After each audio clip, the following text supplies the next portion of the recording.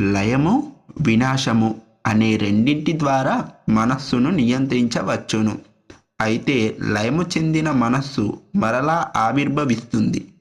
నాశనము చెందిన మనస్సు తిరిగి ఉద్భవించదు. లయం అనగా తాత్కాలికంగా లీనం చెందుట. ఆ స్థితిలో మనస్సు ఉంటుంది కానీ నిష్క్రియముగా ఉంటుంది. అవ్యక్తమైన మనస్సు తిరిగి వ్యక్తమై సంచరిస్తూ ఉంటుంది.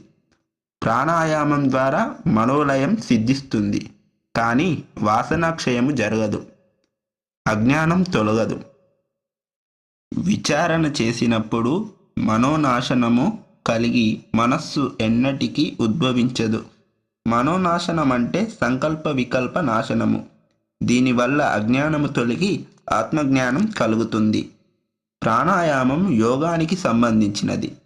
జ్ఞాన మార్గంలో దీనికి స్థానం లేదు.